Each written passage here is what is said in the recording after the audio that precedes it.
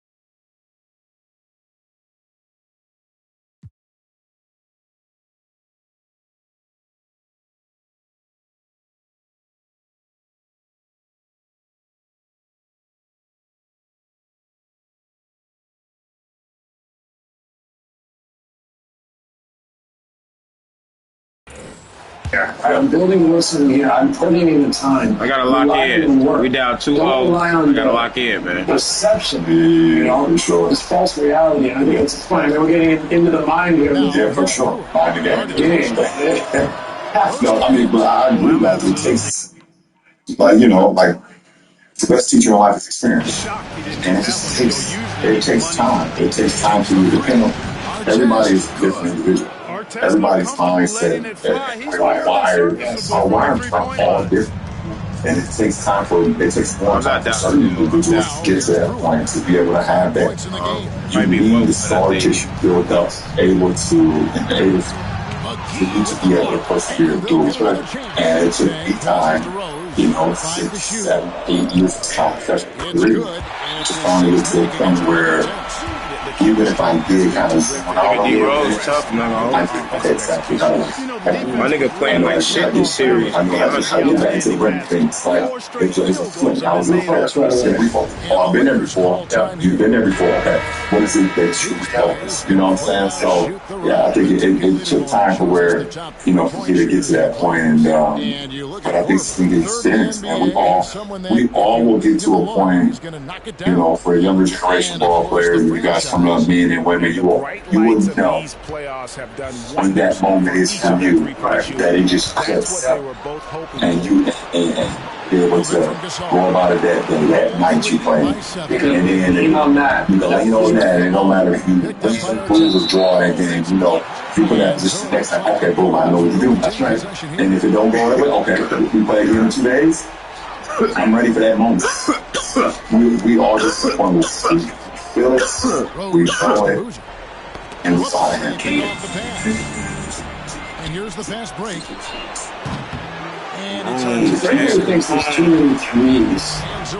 I like to take up this. That's never going away. And it's not because we don't take mid-range anymore. Like, dude, think about it. Luka. SGA is going to have, Shea's going to have the best mid-range year ever in the NBA. Something like 60% on like 50 mid-range shots a game. This is likely MVP, if not number 2 MVP race, having an unbelievable season, and he is shooting more mid-range shots than most. But the key is, like Giannis, who's picked up his mid-game mid-range game. Jokic, elite on mid-range. KD, Luka, whatever these guys are, top players. What they are not doing is stopping driving the ball less. So Shea is still elite, maybe in drives, right? Same pushing to shove, Luka, Jokic, trying to get to the middle. So it's not, I'm going to settle for mid-range shots. These are elite players taking the ball to the basket, taking threes, but the defense also is going to say, we can't let them in there. What do you do now? So that's where the mid-range shots are more valuable for your creators. Oh, for sure, man. The one thing about the creators, we really hit on 3 levels. Fucking bailout foul. And in order to be able to hit on 3 levels, it gives your teammates even more opportunities to do what they are out there to do. So by extending the 3-point, okay, we're not you shoot 10 or 12 threes a game. Well, now we're going to extend our defense. We're not going to allow you to shoot the threes, but we're also going to protect the rim. But the creators in our game have always worked on mid-range, either if it's mid-range pull-ups, mid-range floaters, turning drives into back downs, to be in the mid-range. Like, for me, even mid-range post-ups. Even mid-range post-ups, you get a lot of guys, and, creators in our game have always worked on mid-range, either if it's mid-range pull-ups, mid-range floaters, turning drives into back downs, to be in the mid-range. Like, for me, even mid-range post-ups, you get a lot of guys, and, your former teammate Dirk mastered the nail icing, and at the time when Dirk was his prime doing this thing, it was, I can get all the way to the rim. I can back you down from here, or I can face you up and shoot. No dribbles, use all my footwork, use all my pivots, and I'm a defense so at vague and off balance. Yes. That is always important to benefit all our team. And that's another foul. Oh my God! You see the common thing. Bro, stop! I say there's no mid-range in the NBA anymore. It's just fast breaks, layups, threes, and free throws. Yeah. But it's absolutely not true. It's not true. I think, it's just important. And maybe this is something a lot of people are like, that's obvious. But I think a lot of fans, there's all these swings where no more mid-range shot. Like, we're seeing about Jalen Brunson. We're Oklahoma City, that's the salt. That's the salt for people taking away the threes. I think there's some numbers on Shea where he's elite in pick and roll. The number drops precipitously when they're doubling. So, they're break 4-3 now. They have a great team. Right, they have a great team. They can put the ball on the floor, pass, shoot, big plays. Maybe this is largely when Jalen loses off the floor, but when he gets doubled, they're going from to 1 point per possession from elite, right, or below 1 point per possession. So it shows that should be the threes and layups that you're playing 4-3 for sure. So his ability to exploit that space in the middle and still be elite is based on the fact that he's a 3-level scorer, like you said, And that without that, they're not efficient and they're not efficient on one team. Can you imagine, like, I mean, when I coached, like, I would have loved Katie to take 8, 10, 12 threes in it. And he's just rising up into he gets so much rhythm and confidence from the mid-range, and he's such an assassin in there. Like, it's a big change that you're probably not always going to net out on positive, right? And you can say a lot of guys in the league that are top players that they know hard dribble, feet set, up in the air. When you get that one to go, every other shit's there. It's there, right? It's their rhythm. It's their rhythm.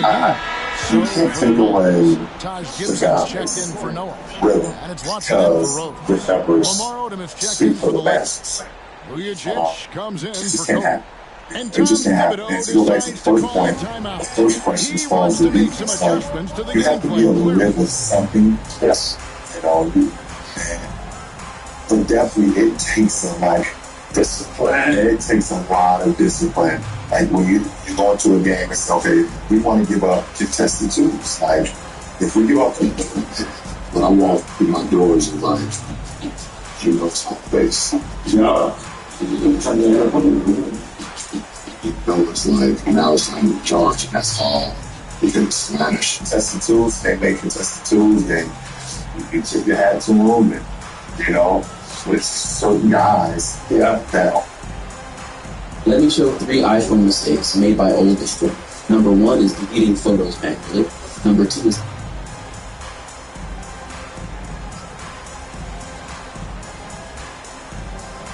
It wasn't a same of an impact. I don't know if it's just time or he's still in the game, but I think he can be a very important component. But here's my question for both of you guys.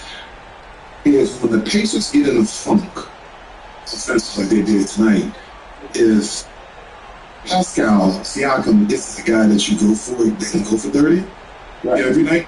And Terrence Halliburton is the guy that can be aggressive all the time. If you go to that's the thing. When you look at this, with the list of the best shooters during the postseason, they kind of remind me of the Rockets, but a little bit more seasoned because he's the guy that you really want to take the last shot. Now we see Halliburton hit some big shots, but you said, okay, are we gonna give this ball? Are we gonna give this ball to Pascal Siakam and let him go get us a basket? That's not what he is. He's a really good player. He is, and I don't want to try to diminish him here. But I'm not looking at him a guy who's going to consistently like, you know what, we need 25 a night. That's not what he is. Right. But then, J.O., think about what you just asked, right? Is Pascal Siakam, he's struggling late in the game. They doubling Halliburton, forcing him to keep the ball out. Does everyone else, do the other 3 players have the green light to be able to shoot at will when they want to in pressure situations, especially down in that fourth quarter? Then obviously when you want the ball in their hands, they can't get it done. They have the green light to shoot at will. Them hard, dude. So, I think that's what makes the Pacers really good is that when you look at the game that they won, really both games, but particularly game 1, I think they had 7 guys in double figures. That they have 4 tonight, right? Then those others, you know, Shaq Holmes says others, they're going to have to really step up and free Halliburton. Halliburton's going to have to be aggressive, start to finish, you know, come game 4. He cannot be passive. He cannot allow double, to take him out of the game. I mean, hell, the Pacers were doubling Brunson in the first 2 games. And especially the first game, he had 43. So he's going to find a way to really, stay, bite down and stay focused and stay greedy when it comes to, making sure he's impacting the game. And then the rest of the guys fall. When the game was, when the Knicks went on their run, and they're going to have to get away from that. It's over for Bill LeBron hitting bombs. It is absolutely over. This confirms that the real birthday of King James is the 19th day of the 6th month. It's the Lakers' 19th title for Bill LeBron's 6th ring. He is going nowhere. Bill King.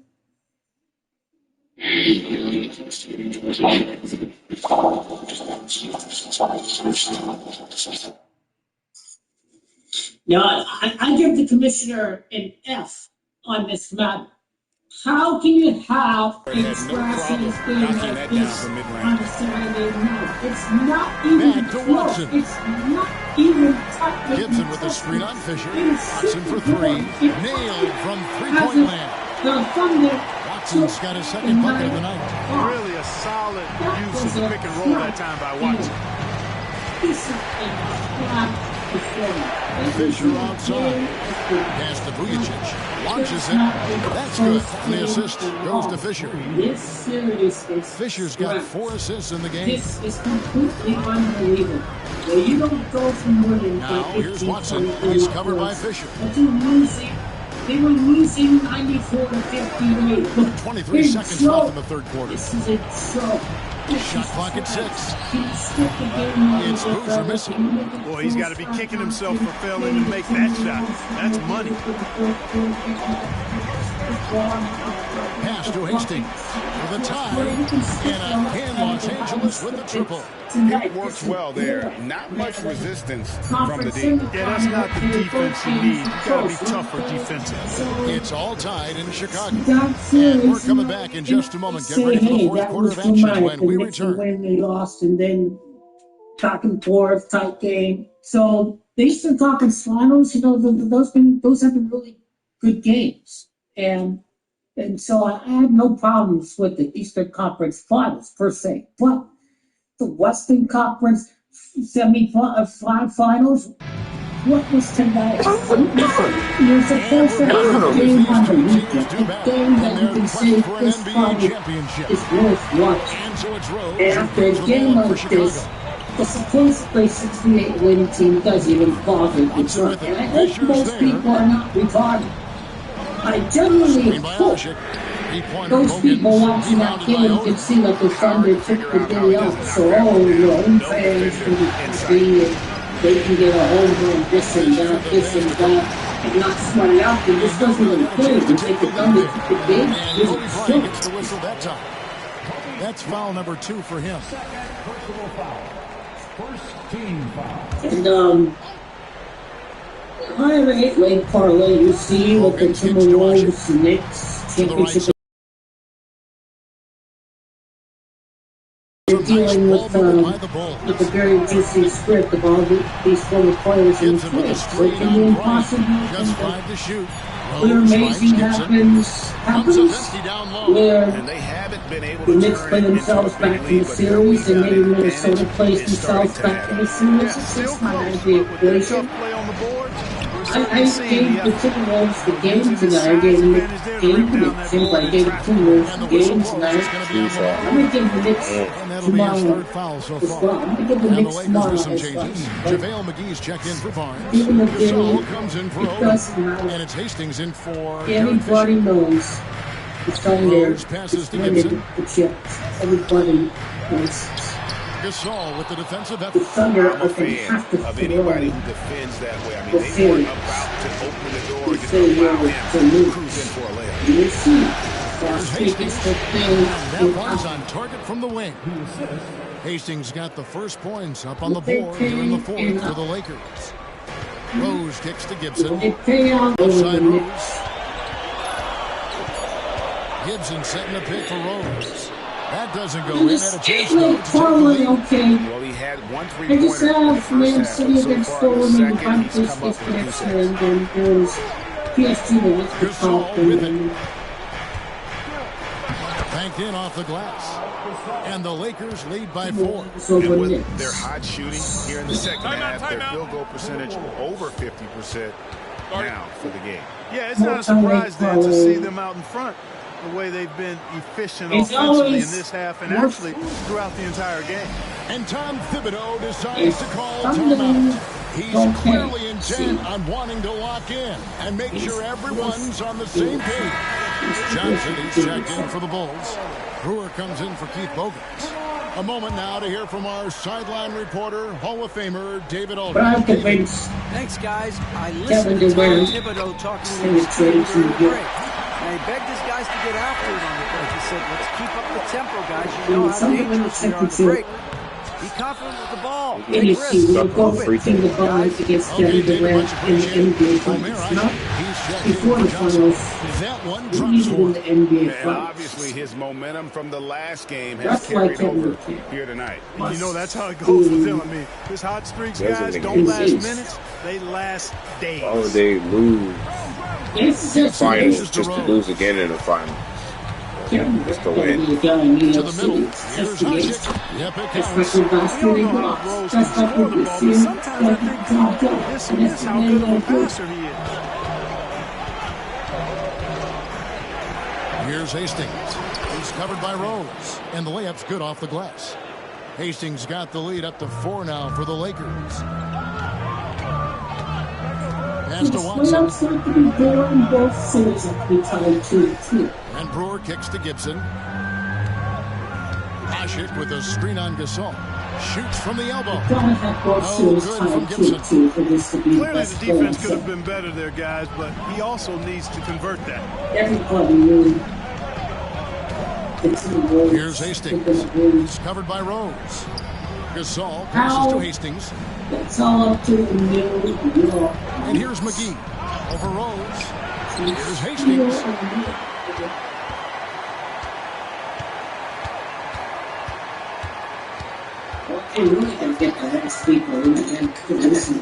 Pass to Artest. Goes back up. And he swishes it right through. And the Lakers lead by 6. Hey, you don't often see the quick release from Artest, but that time he showed it to you. And Tom Thibodeau decides to call timeout. Clearly, he's got something his players need to hear. And immediately. Some changes for Chicago. Joakim Noah's checking for Michigan. Boozer comes in for Taj Gibson. And Dang in for C.J. Watson. On Monday, they have to win. NBA's kind of winning, so I think even though it appears that it's boring right now, for the sake of the ratings, they must trail by 6. hang out the Knicks come back and make this series. And Anthony Edwards must continue to have series 2-2. In the league, much needed boost. Up Celtics games without those two around. This is the end game for the NBA. And that's another area where he is just a superb player. Excellent at the free throw line. If they really are in trouble from a financial standpoint with terrible ratings, Inside the paint, those Bryant is series just as must much be trouble. tied He's 2-2. practically a sure thing from in close. Can't let these guys get inside you. You have to defend our face. Okay, this is going to be close to the Eastman goal. They're getting so close to the face. Okay, you know what? 5 will do. Let's go to Archie Tower. There we go. The defense is looking good. Nice. Look, they're coming from the right side as well. I'm getting double penetrated. Okay, let's go to the second Archie Tower. There we go. The walls are up. Nice. Okay, the Boston approaching. We need some goals here. The 15's for 2. Let's go to another Archie Tower. Nice. There we go. Now they're getting super penetrated. Look at all the goals coming in. And the Boston Tower as well. Okay, can we put the 4th goal? This is going to require a lot of goals. So let's defend it. Keep shot. Let's complete this play. Just tap it down.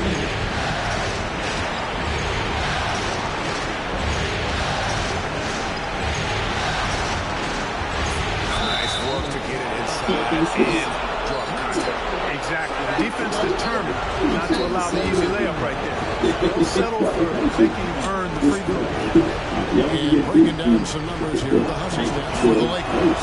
They've been so aggressive getting out on shooters all game long. Nothing's getting past this defense. And that, to me, has been impressive. And also, guys, they've been showing how dangerous they are in the open floor. When they see a chance to get easy points, they just shoot it. Rose goes in. The kick out to Boozer against Gasol. Here's Rose. Sweet little float. Rose has got 10 points here in the second half. Great respect for how Rose raises his level of play in the big moment. Passes to Hastings. Hits the jumper in space. Hastings got the lead up to 6 now for Los Angeles. Nice recognition of the closing defender. Got it away there in a hurry. And the timeout called here by Tom Thibodeau. Pivotal moment in this game. He's not taking any chances. He'll call time. Again, the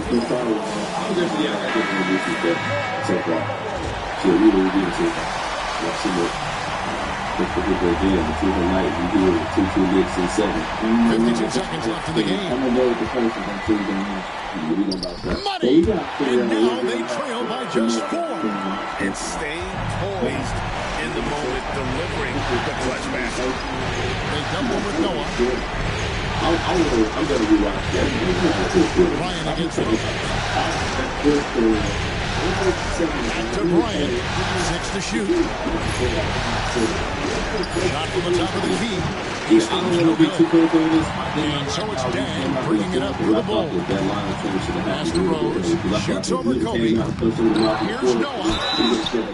2 free throws coming up, and they call the shooting foul. Hey, you know, can't go cook. Maybe go up. You know what I'm saying? It just couldn't be that. In the process. Joking Noah hits them both. Those free throws were must-haves, and he delivered. It's down to a one-possession game now. So they foul intentionally. You know what? Smart foul. You got to try and extend the game. As much a problem for them as the score is right now, so they've got to try to manage it. So he goes 2 for 2 at the line, and it's a 4-point ball game. And that's curtains for him. Some really good work at the charity strike to close this one out. Time called here. The Bulls decide to talk it over. We've got 13 seconds left in the 4th quarter. Turning here to our analysts. What factors, guys, come to your mind? Trying to get back in this thing. They need a hiccup fast. They'll be throwing up a quick hitter in the huddle here, no doubt. Oh my God. Look at this thing, man. That's what Jeff was talking about, though. You've got 13 seconds left to play here in the 4th. And there's the intentional foul. No choice but to stop the clock here. You have to foul, but I'm sure they would like to foul someone different. They didn't really have another option. I mean, I thought they did a nice job getting it in his hands and making sure he was the guy who would go to the line. And so he drops them both. It's a 6-point ball game. Yeah, Pacers, holla at me, man. We can get better talent than this, man. Back to Rose. Beyond the arc. Offensive rebound. And so the Lakers take the win. And they've edged in front in the series after an outstanding performance here in Game 3. Kevin, it sure was. When teams split the first 2 games of a series, Game 3 means everything. They're going into Game 4 now, riding that high after this win. Well, that'll do it. Thanks for joining us for Game 3 of the NBA. That is just me. The real TC. The other TC woke up and that TC, he would be pissed. Yeah, because you know Tom Brady was here for the 85 when they said fuck the Raiders. So I was like, bro, he don't like that. Was here for dedication. Tom Brady was here for the 85. Yeah, Tom Brady was here. Yeah, he did. Him and Michael Strahan, they were not here for the game. Yeah, Indianapolis as a city.